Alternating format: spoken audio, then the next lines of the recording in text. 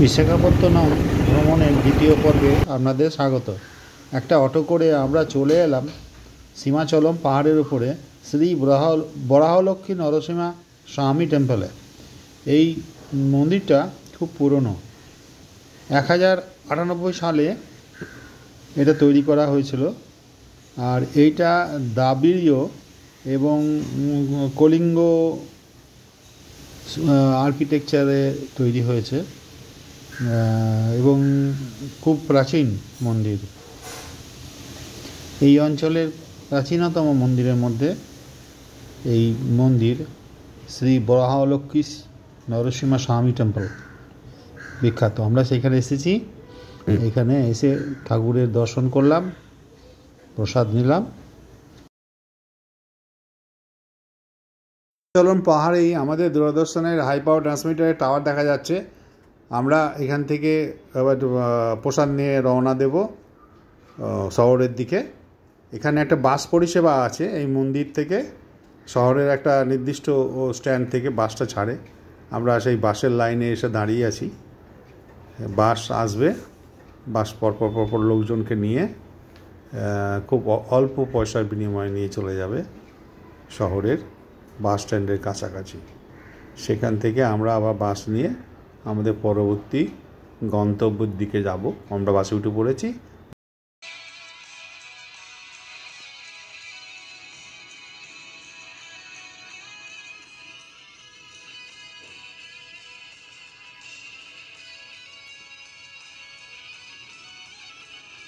বাসগুলো আসে এবং যাত্রী নামিয়ে দেয়, আবার যাত্রী ভরে রওনা দেয় বাস স্ট্যান্ডের উদ্দেশ্যে, মানে পাহাড়ের নিচে।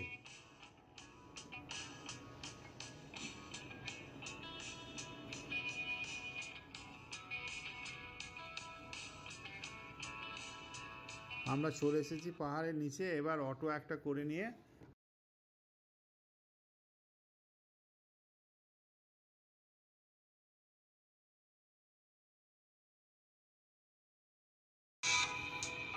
আমরা এবার রওনা দিলাম রামা নাইডু স্টুডিওর দিকে গাড়ি করে।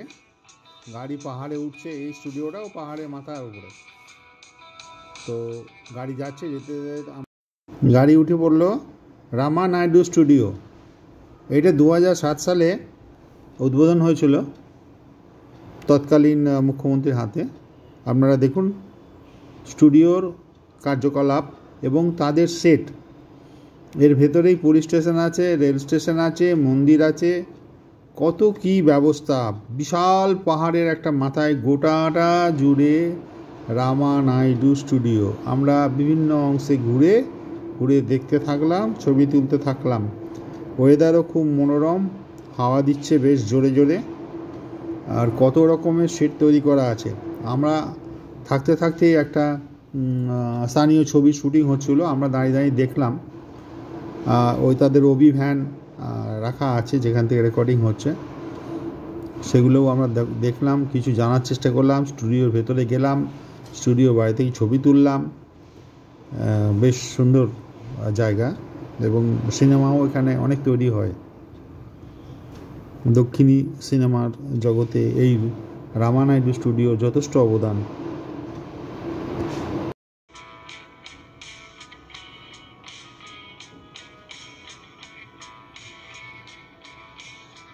একটা স্টুডিও ভ্যান দাঁড়ানো আছে দূরে, এটা স্টুডিওর মূল বিল্ডিং।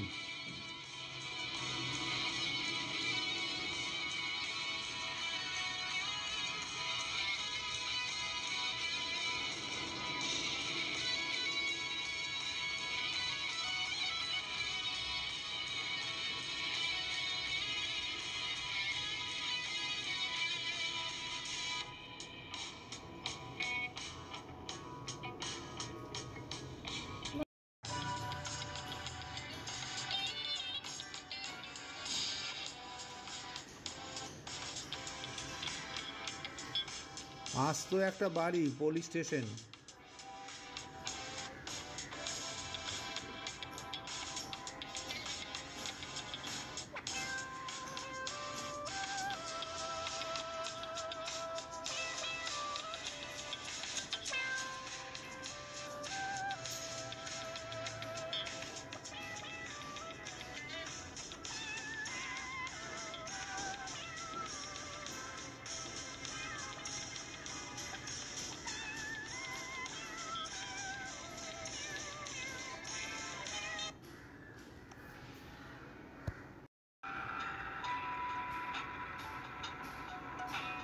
দেখা হয়ে গেলে আমরা আবার গাড়িতে করে ফিরে আসলাম মেন রাস্তার উপরে।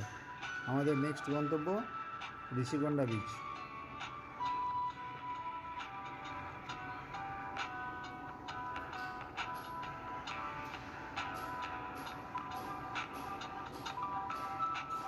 দূরের সমুদ্র দেখা যাচ্ছে। আমরা ঋষিকন্ডা বিচে কাছাকাছি চলে এসেছি।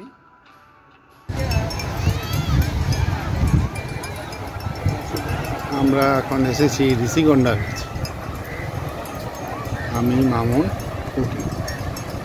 ঋষিকন্ডা বিচটা বিশাখাপত্তনম শহরের থেকে একটু দূরে, অপূর্ব সুন্দর বিচ।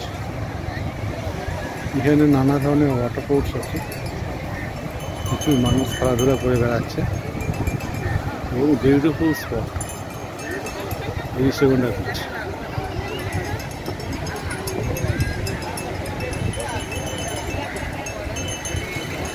দূরে পাহাড়, সমুদ্র, নদী।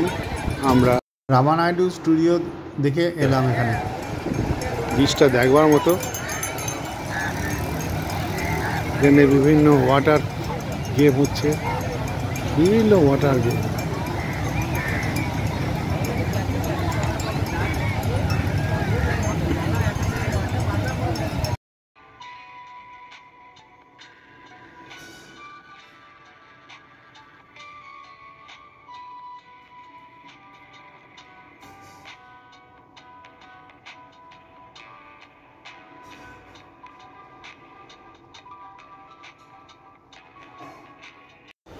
বিচ দেখা হয়ে গেলে আমরা পরবর্তী গন্তব্যের দিকে রওনা দিলাম।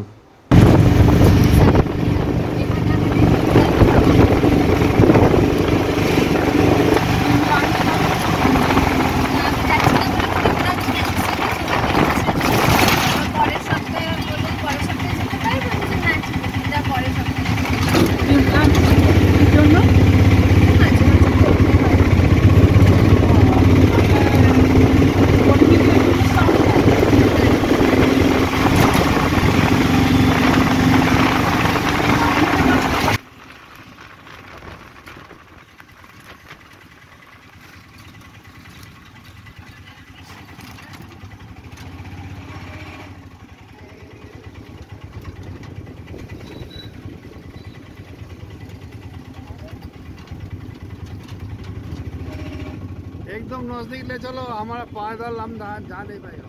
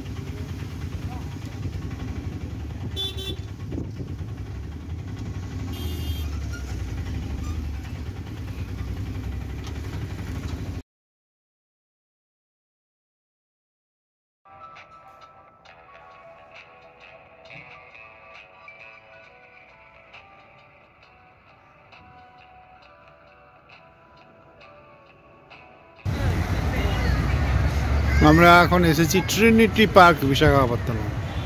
ঋষিকন্ডা বিচ থেকে গিয়ে শহরের দিকে 4 কিলোমিটার দূরে এই ট্রিনিটি পার্ক। এই ট্রিনিটি পার্কের সুন্দর একটা পার্ক, নিজস্ব মানুষজন বসে আছে, খুব সুন্দর পরিবেশ। তার সামনের দিকে, পূর্ব দিকে এবং দক্ষিণ দিকে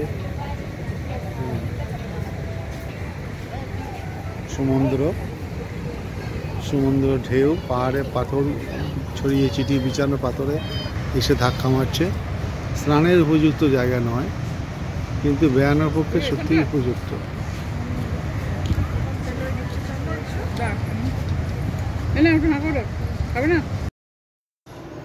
এইখানে একটা সুন্দর দেখার জিনিস আছে, সেটা হচ্ছে একটা বাংলাদেশের জাহাজ, বেশ বড়সড় জাহাজ। যখন বঙ্গোপসাগরে তীব্র ঝড় উঠেছিল তখন সে এসে আটকিয়ে যায়।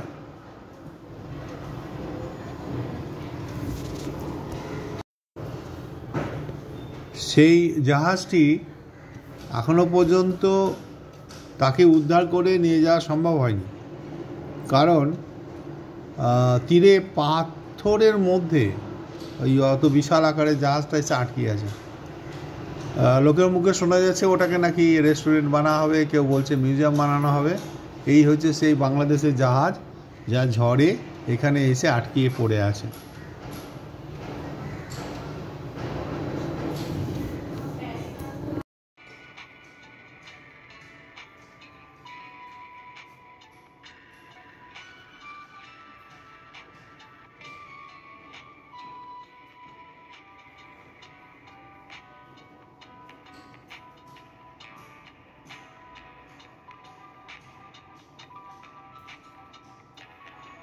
ট্রিনিটি পার্ক দেখা হয়ে গেলে আমরা এবার রওনা দিলাম ইয়ারাদা বিচের দিকে।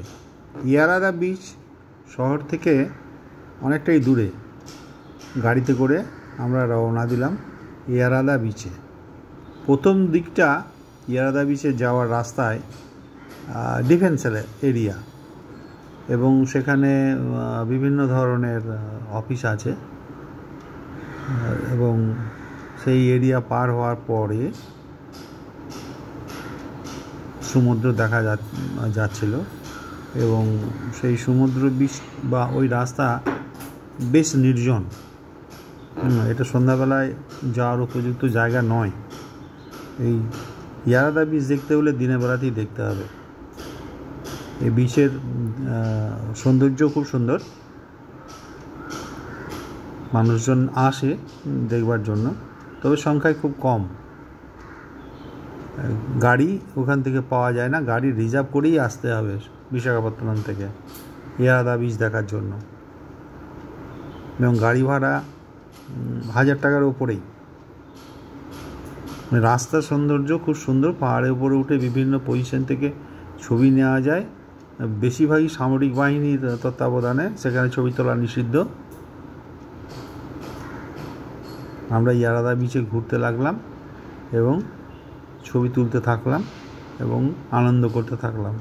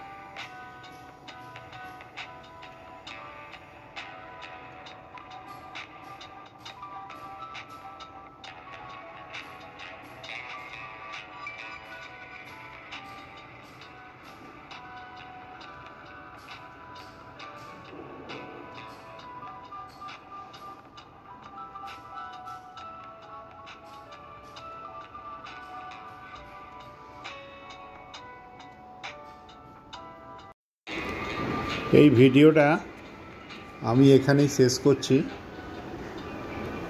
আপনাদের ভালো লাগলে কমেন্টস করুন, লাইক করুন, শেয়ার করুন, আর সাবস্ক্রাইব না করা থাকলে সাবস্ক্রাইব করুন। আর পরবর্তী ভিডিও হবে হিমাচল প্রদেশের।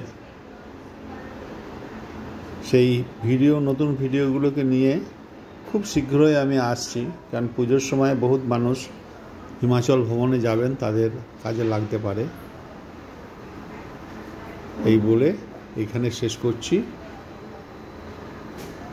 ভাইজ্যাক ভ্রমণ। দর্শকদের কাছে প্রশ্ন রইল, সামনের স্থাপত্যটা কি মন্দির না অন্য কিছু?